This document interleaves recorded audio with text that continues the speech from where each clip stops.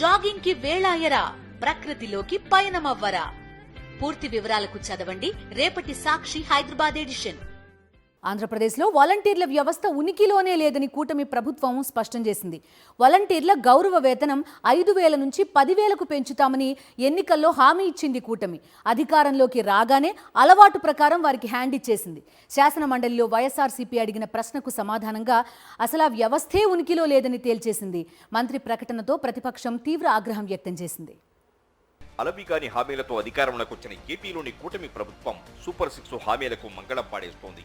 రాష్ట్రంలో 2.5 లక్షల మందికి పైగా ఉన్న వాలంటీర్ల వ్యవస్థే ఉనికిలో లేదని సాంఘిక సంక్షేమ శాఖ మంత్రి బాల వీరాంజనేయులు ప్రకటించి సభ్యులను దిగ్భ్రాంతికి గురిచేశారు.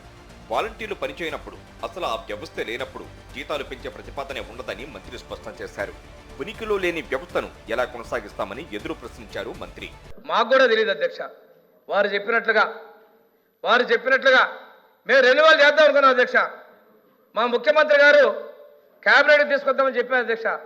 తీసుకొచ్చి చూస్తే అధ్యక్ష, ఇవి మాకు వచ్చినటువంటిది వాళ్ళు ఉద్యోగాల్లో లేరని, అటువంటి వాళ్ళని కొనసాగించలేమని చెప్పేసి మేము చెప్పడం జరిగింది అధ్యక్ష. సర్వీస్లో లేకుండానే వారి చేత రాజీనామాలే ఫేక్ ఆట, వాలంటీర్ సేవలో సాంకేతిక కారణాల వల్ల వాళ్ళని మేము కొనసాగించలేని పరిస్థితి అధ్యక్ష. వాళ్ళు ఉద్యోగాల్లో లేరు, అయినప్పటికీ కూడా మేము వరకు జీతాలు చెల్లించారు. ఎలా సాధ్యమైంది అధ్యక్ష? ఇది ఆర్థిక వ్యవస్థను అస్తవ్యస్త పరిస్థితి. ఇదొక సాక్ష్యం అధ్యక్ష. ఇక్కడ పనిచేసినటువంటి వాలంటీర్ల మీద మాకు చిన్న చూపు లేదు, దాని మీద మేము లోతుగా పోవడం లేదు అధ్యక్ష.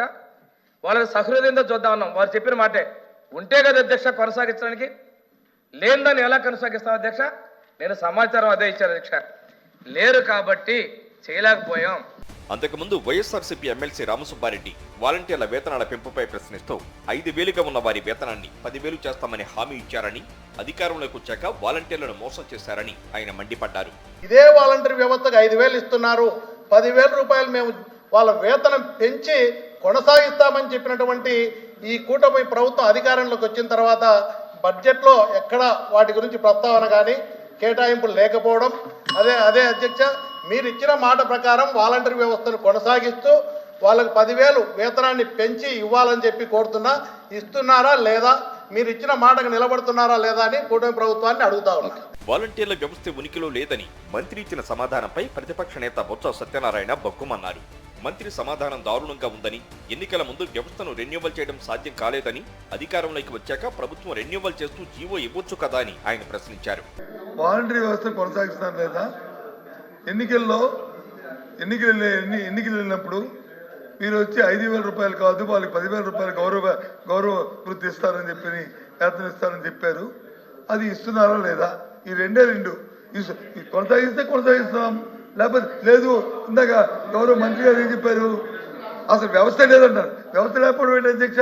మొత్తానికి వాలంటీర్ వ్యవస్థ విషయంలో వైఎస్ఆర్సీపీ అనుమానాలే నిజమయ్యాయి. చంద్రబాబు ప్రభుత్వం వాలంటీర్లను దారుణంగా మోసం చేస్తారని, ఆ వ్యవస్థను రద్దు చేసే కుట్ర జరుగుతోందని చెబుతూ వస్తోంది.